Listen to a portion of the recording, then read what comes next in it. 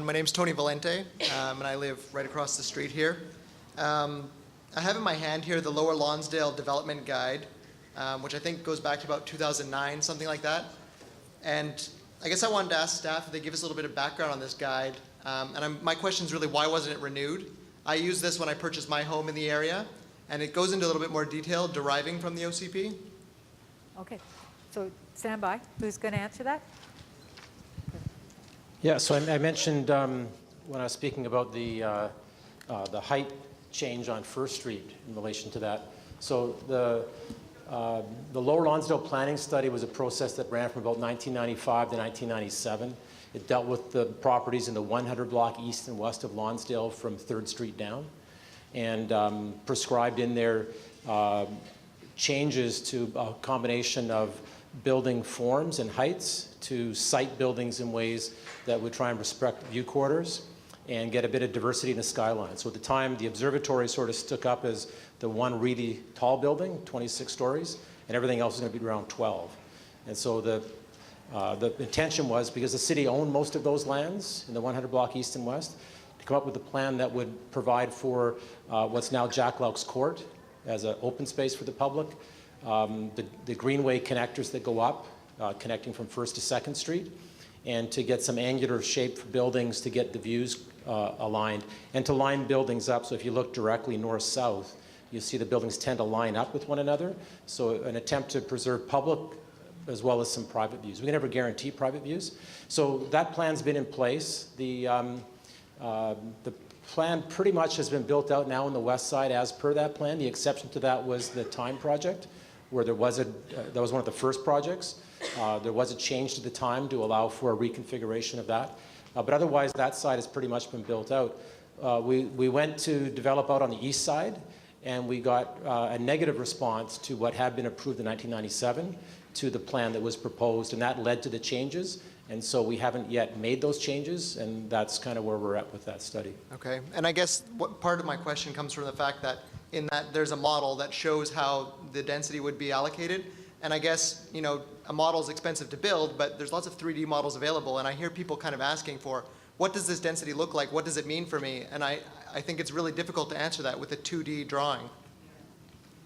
So I put that out there for consideration. Yeah, we had for a long time a 3D model, and it could be resurrected.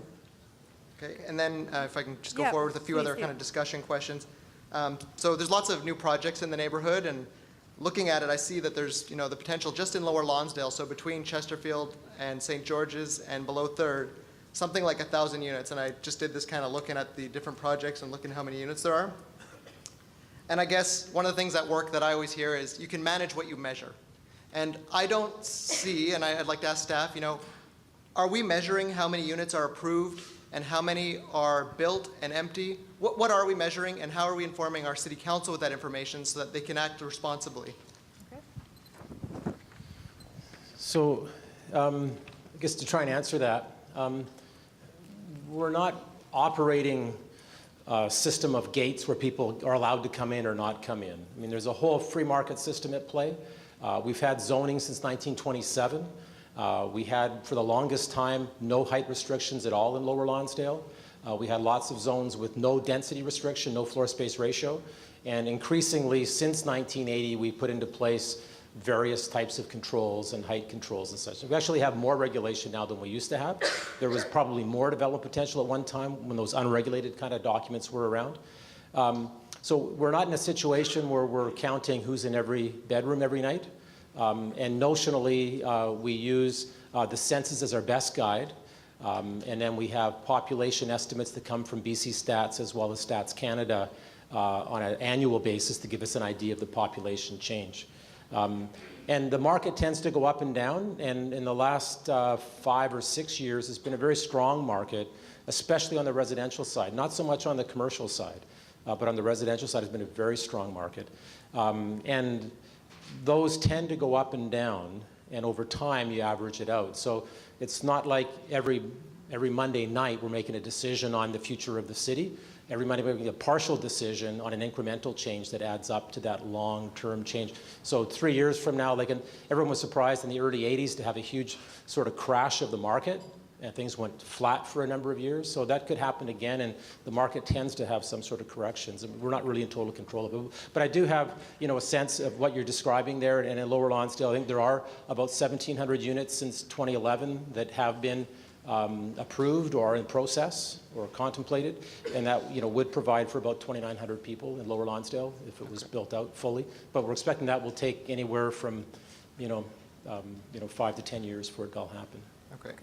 And so obviously I live in some of those units, so I obviously embrace some of this density. I'm also chair of the Low Level Road and Port Area Community Liaison Committee, and just to comment further on some of the questions that came from Paula and Jackie, if you go on the city's website, you can actually find the minutes of all our meetings, and we've put the information in there, which includes the information on St. Patrick's. But there's also lots of other valuable information there. And I guess the other thing I would like to mention is, like, most of the members of that committee are here tonight, and I would really like to support as well the city working with the folks in that area, on the East Third area, to address the impacts of the port. As a member of that committee, I've had the chance to see what those impacts mean, and obviously I feel it even as far as Lower Lonsdale. So I think it's really important, and that we get the connectivity throughout the bottom of our city here. Great. Thank you.